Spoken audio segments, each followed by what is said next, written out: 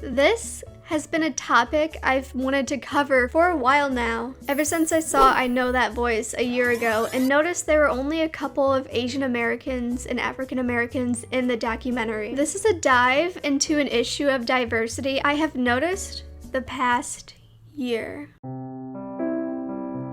Recently, I have looked into the world of voice actors. Like in every industry in America, there is a shortage of people of color here. Now, I was a film student for a few years and I had adopted the film industry way of thinking. Something I unknowingly came to accept is that what people want are actors to act for a character that's their racial counterpart. Or they want more diversity in main and secondary characters.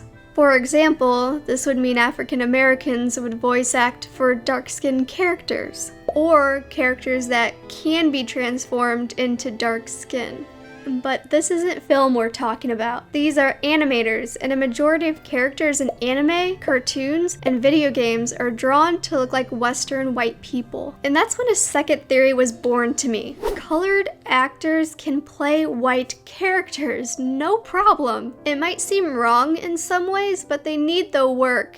And as long as colored characters aren't being taken by white people, there's many more characters to go around. The person who inspired this thought was Zenna Robinson, who played Hawks in My Hero Academia. But colored people playing white characters rarely happens. Most are still playing their counterparts, making the industry unbearably competitive. Think about it. In one show, there has to be so many people fighting over one single colored character, or at most, a few, when the number of open characters could be 20 or 30 times that amount. When I was in middle school and high school, I loved a show called Fairy Tale. I remember when I first saw diverse characters like Azuma, Minerva, Nab, and Alzak, just to name a few. This was the first time I saw something like it. But most of the obviously non-white characters aren't being represented correctly.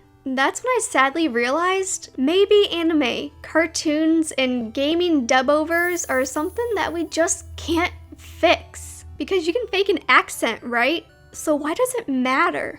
It wasn't until I discovered the gem of the Overwatch cast that I realized something again. I was wrong.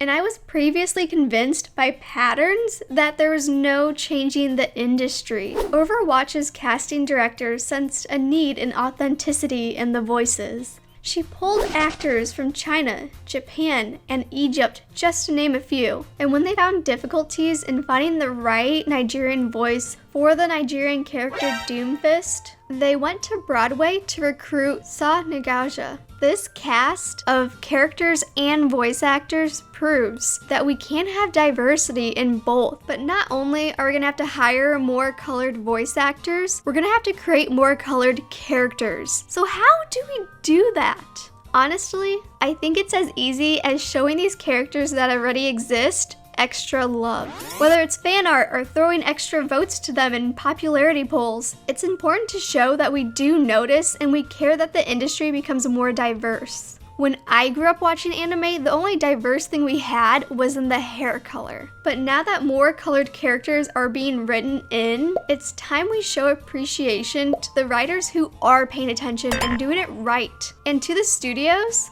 it's time you step up because people are gonna start speaking out and noticing either ways.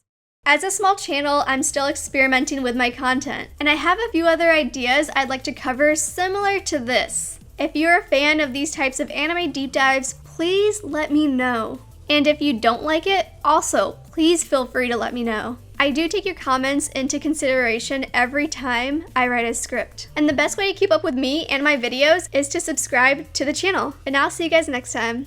Bye. Think about it. Think about that. Nah.